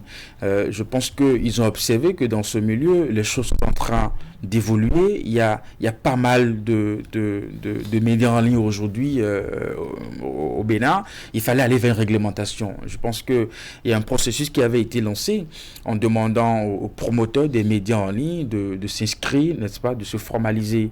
Et ce processus est achevé par la signature de conventions, n'est-ce pas, avec ces médias en ligne, qui aujourd'hui nous permet d'avoir, du point de vue juridique, du point de vue loi, des médias en ligne autorisés véritablement en République du Bénin. Cela a d'ailleurs permis à ces médias en ligne de s'organiser en association et puis en union. Je pense que récemment, il y a un groupe comme ça qui a été créé. Et donc, je pense qu'aujourd'hui, à côté de ce que nous pouvons observer au niveau des médias traditionnels, il y a que également, au niveau du secteur des médias en ligne, la HAC s'est beaucoup plus préoccupée véritablement de ce secteur-là. Après, nous savons également que il y a des décisions qui sont prises par cette institution qui nous ont beaucoup étonnés, notamment les décisions de mise en demeure pour des médias allant jusqu'à la fermeture complète de ces médias. Est-ce que la HAC est dans son droit de prendre des décisions? Oui. Est-ce qu'elle a des raisons de prendre des décisions de sanctions à l'endroit des médias? Oui. Maintenant, la nature des décisions. Pour moi, une fermeture, elle est excessive. On peut trouver des sanctions disciplinaires, même pécuniaires, n'est-ce pas? On peut essayer d'aller dans une forme de pédagogie, n'est-ce pas, tout en relevant ce qu'il faut relever comme insuffisance à ces médias et en leur permettant, n'est-ce pas, de repartir sur de nouvelles bases. Mais aller vers des fermetures de façon intégrale, je pense que ça met un peu en cause la sécurité, n'est-ce pas, de l'emploi au niveau de notre secteur. Et c'est ce que nous avons toujours dénoncé. Mais c'est à croire que cela n'est pas véritablement une préoccupation, n'est-ce pas, des différents acteurs de cette institution. Et là, c'est bien dommage. Loris? Oui. L'ARAC, les réformes au niveau de l'ARAC aujourd'hui, il faut dire que la plus grande réforme que l'on peut retenir à tout de suite, c'est d'avoir réussi à trouver un canevas pour la presse en ligne. C'est surtout la plus grande réforme qu'on doit retenir au niveau de l'ARAC aujourd'hui. Sinon, sur tous les autres plans, je serai péremptoire, l'ARAC a été liberticide. Cette ARAC a été liberticide pour la presse nationale. Et en ce qui concerne la presse en ligne, on a remarqué qu'effectivement, à un moment donné, il y avait carrément une envolée assez vertigineuse et pratiquement dans presque tous les coins de rue, pour peu que quelqu'un ait un téléphone portable, il devenait du coup journaliste et il prenait quelques images et puis balançait sur les réseaux sociaux. À un moment donné, ça a commencé véritablement par jouer sur l'image réelle de la corporation, parce que la presse, le journalisme, c'est pas un métier qui s'invente, ça s'apprend. Et derrière l'apprentissage, c'est un métier codé. C'est un métier qui a une codification assez précise, et le travail qui se fait, ça répond à des normes, à une déontologie, à une éthique. Donc, n'importe qui ne peut pas se dire, oui, parce que j'ai un téléphone, j'ai un smartphone, j'ai une tablette, j'ai un ordinateur à la maison, pour peu que je sache faire quelques montages, que je sois capable juste de filmer quelques images, que rapidement je m'auto-appelle journaliste. Non, on ne s'auto-appelle journaliste. Il y a une formation de base, il y a un travail qui se fait en amont. Et je pense que la RAC a eu à faire un gros travail à ce niveau-là. Aujourd'hui, nous savons avec précision, de façon légale, le nombre d'organes de presse en ligne qui sont en train d'exercer en toute légalité. Et ça, déjà, c'est un avantage à ce niveau. Mais quand nous laissons ce canevas dans lequel on a pu réunir les éléments de la presse en ligne, quand on regarde la RAC qui a travaillé, qui d'une certaine manière a vraiment mis les bâtons dans les roues à la presse béninoise. Il faut qu'on le dise clairement, parce que quand on prend des décisions, Eric l'a dit tout à l'heure, est-ce que la RAC a la possibilité de prendre des décisions? Oui. Est-ce qu'elle a la possibilité de sanctionner? Oui. Mais quand la sanction ne respecte pas la graduation, c'est difficile. Parce que quand on va directement à la mise en demeure, on se pose des questions. Un organe fermé dans un pays, ça pose véritablement un problème sur l'image du pays. Vous savez, à l'extérieur, les gens ne voient pas toujours la faute commise par l'organe de presse. Mais on voit l'organe qui est fermé, l'organe qui est bâillonné. On voit la presse qui est en difficulté. C'est vrai que Eric a dit tout à l'heure, on pouvait mettre en place une sanction disciplinaire. C'est bien possible. Il peut y avoir des fautes, c'est vrai. Et c'est inhérent à toutes les corporations. Même à la police, il y en a. C'est dans toutes les corporations. Nous avons parlé récemment des bavures policières.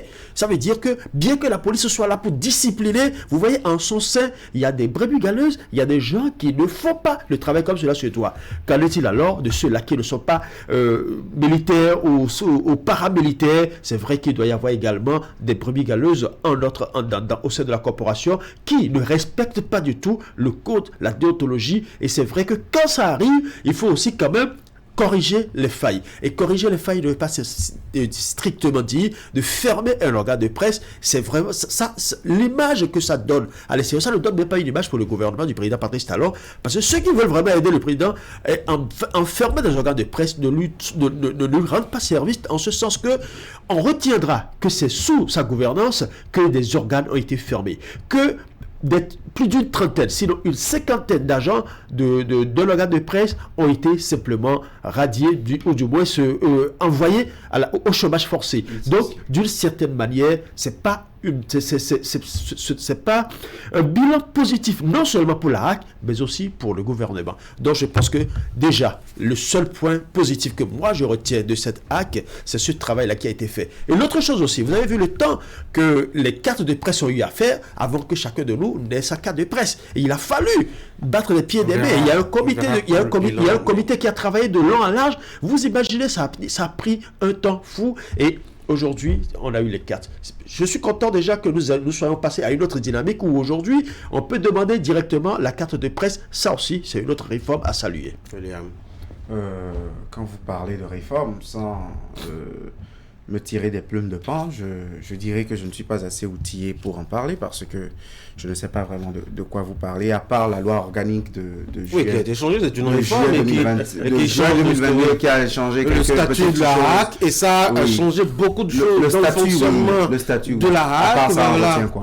On ne retient pas grand-chose. Peut-être c'est mon amertume vis-à-vis de l'institution constitutionnelle qui m'amène à considérer les choses, à être dans cet euphémisme. Peut-être, on ne sait jamais. Sinon, à part la loi organique qui a non seulement changé le statut, mais je retiens aussi à demander l'expertise de la Sénat pour l'organisation des élections et également qui a rendu le mandat des conseillers renouvelable. Je ne sais pas ce que je retiens substantiellement en matière de réforme à proprement parler. La loi étant l'élément juridique qui fonde l'institution, la loi, quand elle a des avancées, des évolutions, naturellement cela se répercute. Maintenant, si cette loi a introduit des réformes et que le prochain président de la HAC sera encore nommé par le président de la République avec tout ce qu'on a dit à propos. Souvenez-vous, la mandature actuelle, en 2019, il y avait des appels à une certaine aspiration à des réformes profondes. Est-ce que cette loi organique de la HAC aujourd'hui reflète tous les combats que les professionnels des médias, et ça, je pense aux conseillers qui sont en voie de rempiler. Est-ce qu'on se souvient des choses qu'on a dites il y a 5 ans, les choses que les professionnels des médias brandissaient et demandaient la réforme de ce statut-là de la HAC avec la loi organique. À part ça, je trouve qu'il n'y a pas vraiment grand-chose à dire de mon inculture. Je parlerai en deuxième réforme ou en seconde réforme, si vous voulez, qui me tient à cœur, le processus de renouvellement des cartes de presse.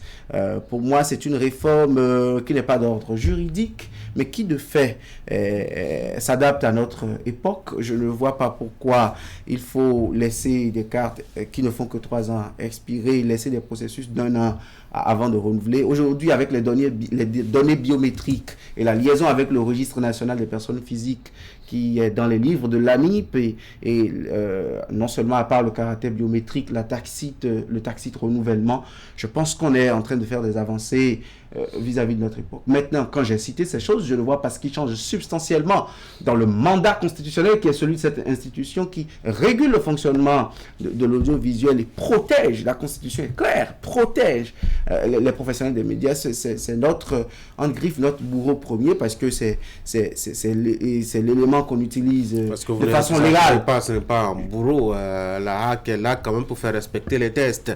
Et quand vous êtes média, vous n'êtes pas tout puissant, vous n'êtes pas pour vous permettre... Quand elle-même édite ces textes dans un contexte polémique et les fait appliquer, je parle de golf, la dernière en date, la dernière situation en date, et fait appliquer cette règle qu'elle édite dans un contexte, cette règle circonstancielle qu'elle oppose, et que l'un des plus vieux organes de presse parce que, je l'ai toujours dit, on parle de la HAC et de golf, mais le prochain, on ne le sait pas. Et quand l'organe mandaté constitutionnel... Nous devrons mesurer nos propos pour que le prochain suivra. Si on ne veut plus la démocratie, on fait un bilan de cette mandature de la HAC qui finit. Il y a eu des réformes, vous l'aviez rappelé, même si c'est insignifiant à vos yeux, William, il y a quand même eu quelques changements, notamment dans le fonctionnement organique de cette institution. Est-ce que dans son attitude, ça a changé vis-à-vis de la presse? Ça, c'est un autre débat, mais il y a quand même eu un collège de conseillers qui ont connu, je dois dire, ces réformes-là, qui veulent même en profiter. Certains veulent rempiler, bien évidemment. Quel bilan déjà peut-on faire de cette mandature, de cette HAC-là, Eric? Vous savez, la réforme, elle est si insignifiante que ça ne frappe même pas à l'œil, ça ne saute même pas aux yeux. Ah oui, vous pensez? Justement, parce que pourtant, il n'y a pas eu certaines candidatures actuellement, s'il n'y avait pas eu cette ça, c'est une parenthèse. Vous avez donné l'exemple, enfin, en trouvant que, oui, ça reste une institution qui accompagne et puis tout ça. Il y a l'exemple de la nouvelle tribune qui me vient à l'esprit. Quand bien même la loi que William a évoquée, justement, je l'ai devant moi, on dit, on choisit 3 personnalités, dont au moins un juriste. Donc, ça veut dire que dans l'effectif, nous avons des personnalités qui ont une connaissance, n'est-ce pas, des notions juridiques. Quand on a pris la décision de fermeture avec la nouvelle tribune, que le promoteur a saisi les institutions pour dire le droit, la HAC a perdu. Donc ça veut dire que dans le fond même de la prise de cette décision, la HAC elle-même, elle a méconnu justement les thèses juridiques qui vont jusqu'à la fermeture des médias. Donc ça pose un problème déjà. Donc je pense que sur le bilan, moi je salue le fait qu'au niveau de la HAC, on s'est rendu compte que nous avons un environnement numérique qui est en train d'être développé rapidement. Et je pense qu'ils ont sauté sur le coup, ils ont vraiment essayé de réglementer vraiment cet environnement qui nous permet aujourd'hui d'avoir une liste exacte de médias en ligne reconnus par l'État béninois. Et cela leur a permis, n'est-ce pas, de se mettre en association également pour évoquer leurs problèmes, voir dans quelle mesure, n'est-ce pas, il faut pouvoir véritablement trouver des solutions. C'est assez intéressant. Oui, aujourd'hui, avec les cartes, le processus est plus ou moins fluide, mais nous attendons toujours que ça soit davantage plus informatisé, que nous ayons, par exemple, une base de données numérique. Il ne faut pas qu'à chaque fois qu'un professionnel a besoin, n'est-ce pas, de sa carte de presse, qu'on soit toujours en train de chercher des dossiers en version papier. Nous sommes déjà connus, on peut nous ficher dans une base, il suffira de taper le nom et puis on a, n'est-ce pas, les informations pouvant permettre à l'institution d'automatiser la réalisation, n'est-ce pas, de nos cartes de presse. Donc je pense que c'est assez intéressant ces éléments. Alors si on en vient encore à confier, disons, l'organisation des élections à la HAC aujourd'hui, à la Sénat, pour moi, c'est un échec de la mission. Pourquoi la HAC n'est pas un organe d'élection? La HAC est une institution pour réguler les médias.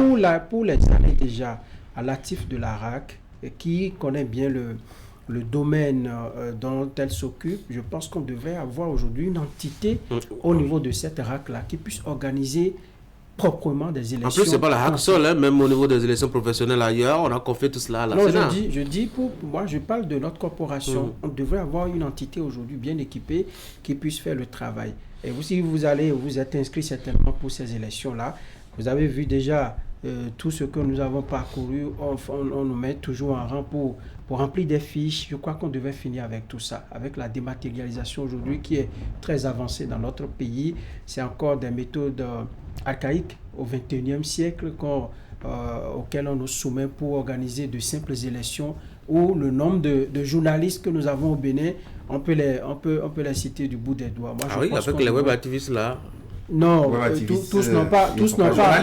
Oui, tous ils sont tels qu'on les traite, ils sont journalistes. Et puis tout le monde, tous ceux qui ont un smartphone sont journalistes aujourd'hui. Tous n'ont pas la carte de presse. Et la carte de presse, parlons-en, aujourd'hui, ça nous sert véritablement à quoi? Je veux condamner toutes les rats qui se sont succédés sous les régimes.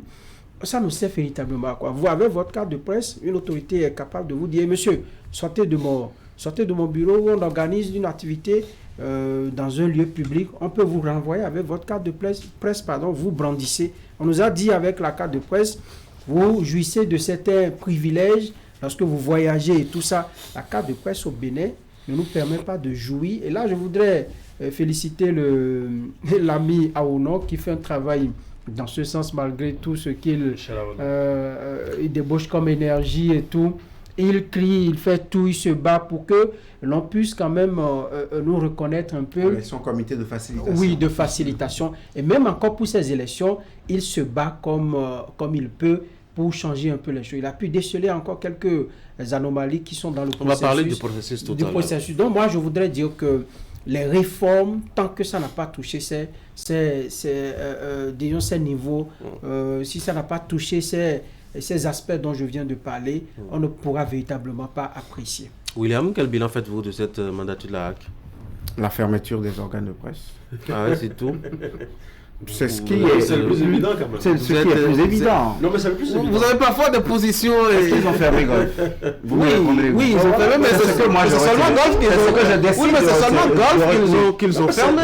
C'est seulement Golf, mais c'est sous eux. Pour satisfaire Tanguy, ils en ont créé d'autres. Nous avons des radios nouvelles. Mais voilà, j'ai décidé de resigner le train qui est venu en retard. Est-ce que c'est une faute professionnelle? Non, c'est pas une faute. Donc, je décide de retenir que l'un des médias les plus anciens de l'échiquier a été fermé par une mesure conservatoire de la HAC qui au préalable avait sorti un communiqué liberticide presque anticonstitutionnel. Je ne suis pas qualifié pour le dire, mais c'est mon opinion à propos sur le coup d'État avec des prétextes fallacieux d'apologie de coup d'État. Je retiens de cette HAC qu'elle est une des plus timorées de l'histoire. En termes d'acquis. On a vu des HAC essayer de faire le juste milieu. Ils n'ont jamais vraiment été utiles pour nous. On n'a pas eu pratiquement. Des formations, comment on appelle, des médias en difficulté. Vous voyez le cas de Soleil FM quand son contrat était en fin de... avait été arrivé à terme et qu'il y avait impossibilité pour le promoteur de signer une nouvelle convention pour qu'on poursuive. C'est sous cette HAC-ci, ils n'ont pas tort à ce propos, mais on a vu sous certaines HAC des médias en difficulté avec soit le pouvoir ou soit avec la loi, comment est-ce que la HAC était leur aide. En fait, c'est tout ce que nous dénonçons de la HAC. Si je suis tout aussi cynique avec la HAC, en fait, c'est parce que la HAC est souvent plus proche des bourreaux de la presse que des médias, voilà, alors que voilà notre avocat qui va dîner avec l'autre belligérant, voilà notre avocat qui est tout le temps avec nous, d'abord parce qu'ils sont nommés en très bonne partie à la tête de la HAC par les pouvoirs, donc ils sont plus proches des politiques que des professionnels des médias qui eux aussi parfois traitent des accointances avec les politiques. Donc pour moi c'est tout ce que je dénonce dans cette HAC. La HAC, je retiens également de son bilan que le chef de l'État, pour une fois un président de la République, a voulu assainir ce qu'on appelle presse au Bénin, avec des conventions collectives jamais respectées, un berceau de l'illégalité et des actes les plus en griffe odieux du point de vue des lois, mais qui dénoncent tout le temps, font la morale aux politiques, des gens qui tout le temps viennent parler de choses qui sont censées être en règle dans la République, alors qu'eux-mêmes ils vivent dans l'illégalité, ils n'ont même pas de statut parfois, soit l'organe de presse, soit le journaliste qui y exerce. Et dans ce contexte, un chef d'État demande qu'il y ait des réformes et la HAC met 1 an à faire une proposition. Il faut bien mûrir les réflexions, il faut bien mûrir les idées.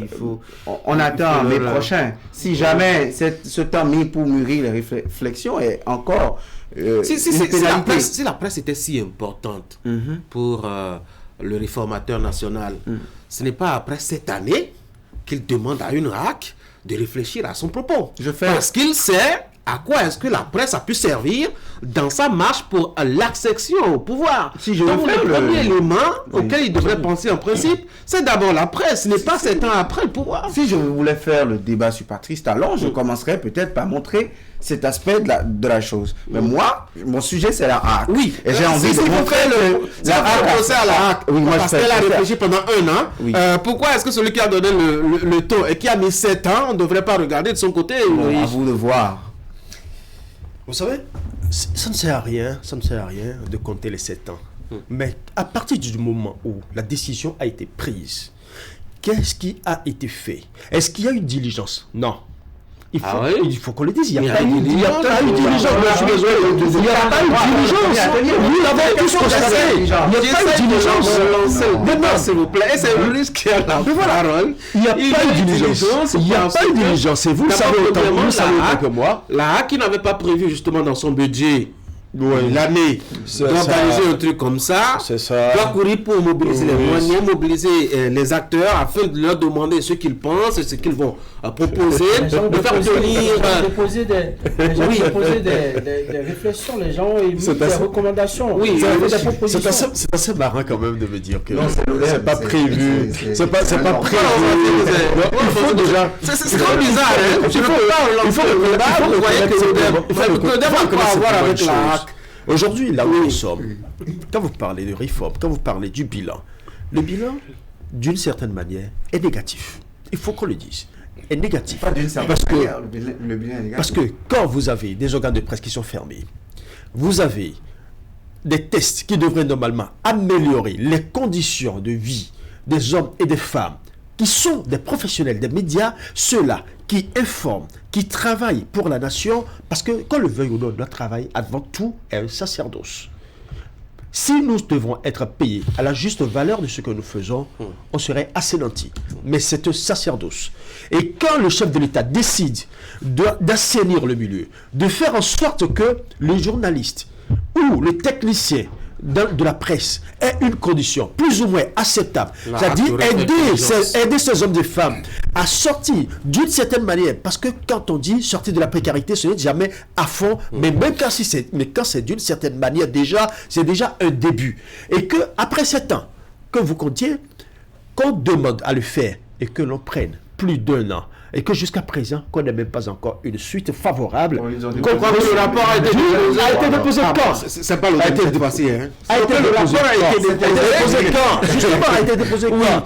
Allez, vraiment, quand c'est comme ça, ça pose un véritable problème. Parlons du processus qui est en cours.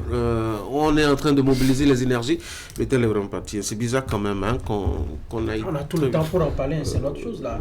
On peut revenir lundi. Lundi, mardi, mercredi. D'accord, donc je mets un thème... Si vous voulez, mais on va y revenir. Parce que le processus également, il y a beaucoup à dire là. Oui, j'avoue, ce serait vraiment pas très bien qu'on l'évoque en un seul tour de table, parce qu'il y a beaucoup de polémiques, il y a beaucoup de choses qui sont évoquées, et pour une fois, on doit prendre le temps quand même de parler de nous-mêmes, et sérieusement, en nous mirant dans le miroir pour et même de nos dérives aussi, hein, parce que dans nos rangs, il y a beaucoup de brebis galeuses. Même les brebis non galeuses ont érigé les règles, les dérives maintenant. Ils clochardisent la profession, ils sont toujours dans les jupes et les pantalons des politiques, ils les malmènent comme ils veulent, il faut le dire. Commencez déjà pas à respecter la convention collective, et le journaliste n'ira pas dans les chupons de je ne sais pas qui. Non, même si on respecte, même si on fait respecter les conventions collectives, le journaliste peut être payé à tout ce que vous voulez. On voit des gens qui ont de très graves acquaintances avec les politiques, qui font écrire de n'importe quoi, qui ne respectent pas la déontologie à l'ODEM.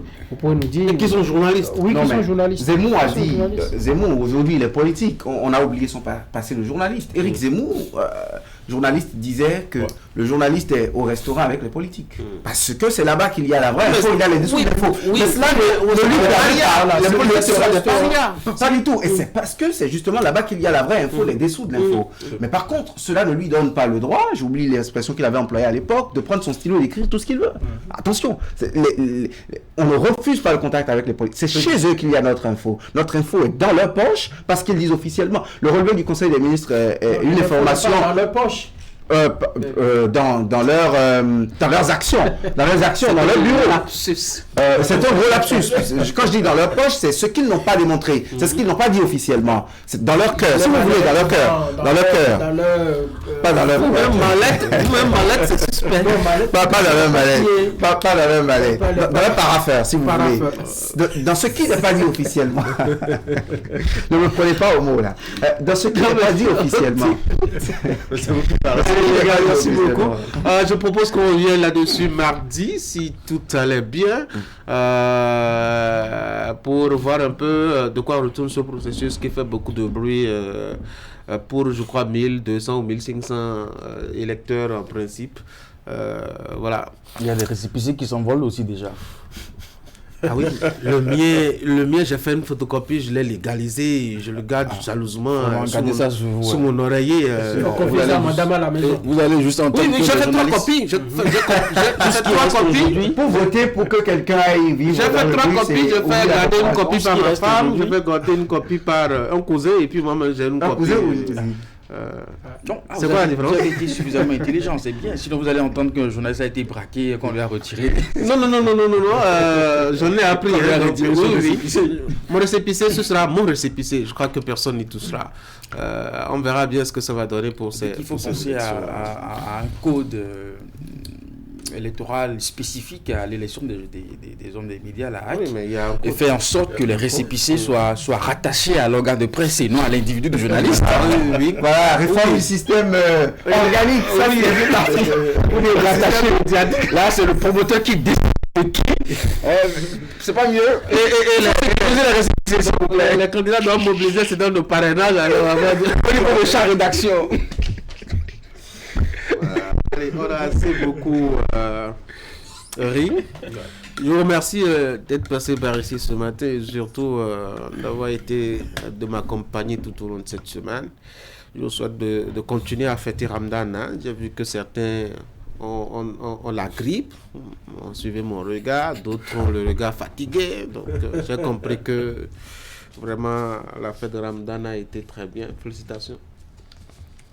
Et bonne journée à tout le monde. Mesdames et messieurs, suivez juste après moi la revue de presse. Mais je dois vous dire vraiment merci d'avoir été des nôtres. Je vous souhaite de passer de bons week-ends par anticipation. Mais surtout, n'oubliez pas que Canal 3, c'est la meilleure télévision à Cotonou. Et donc, qu'il faut continuer à suivre ce programme avec beaucoup d'amour et d'intérêt. À lundi.